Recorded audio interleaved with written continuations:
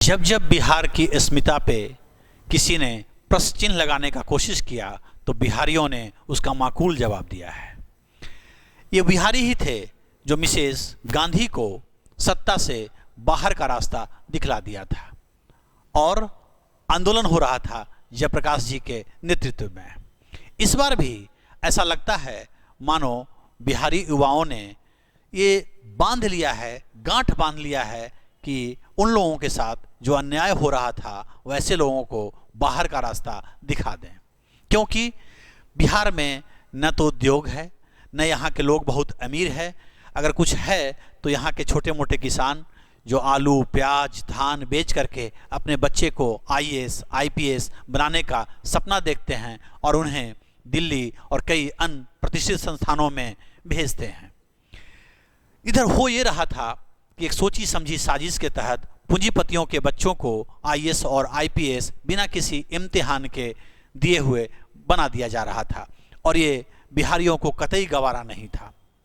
बहुत दिनों से लगातार प्रताड़ना झेल रहे, जब कोई वैकेंसी नहीं आई, जब बेरोजगारी से त्राहिमाम कर चुके बिहारी, तो उन्होंने ये ठान लिया कि क्यों ना अब इन्हीं को बाहर का रास्ता दिखा दिया जाए। और ऐसा लगता है कि 4 जून के जो परिणाम आने वाले हैं उसमें शायद बिहारी युवा बढ़ चढ़कर कुछ ऐसा ही कारनामा दिखा दे।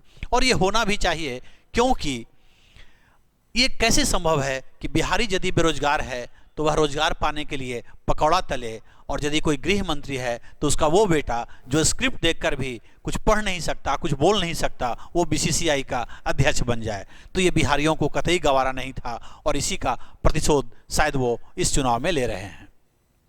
खास बात यह है कि दिक्कत वाली बात यह है कि एक तरफ इस तरह का माहौल है जो वर्तमान में है, लेकिन दूसरी तरफ जिनको वो चुनने जा रहे हैं उनको यदि याद करते हैं तो 90 का वो दशक याद आता है जिसमें चारों तरफ गांव में खून ही खून पसरा हुआ था।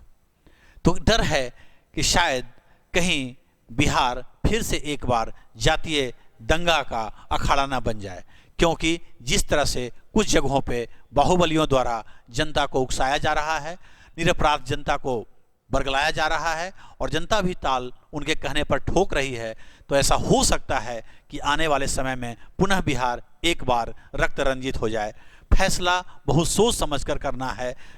पार्टियां आएंगी जाएंगी, राजनीतिक दल आएंगे जाएंगे, यदि कुछ रहेगा तो वो देश रहेगा, यहाँ की जनता रहेगी। इसलिए चुनाव के लिए अपने संबंध को खराब नहीं करें, आपसी सौहार्द बनाए रखें और साथ ही साथ वैसे लोगों को चुनने का प्रयास करें जिन्हें कि आप समझते हैं कि वो आपके काबिल हैं। हालांकि यह निर्णय लेना बहुत ही कठिन कार्य है, क्योंकि हमाम में सभी नंगे हैं। फैसला आपका है। बहुत बहुत धन्यवाद।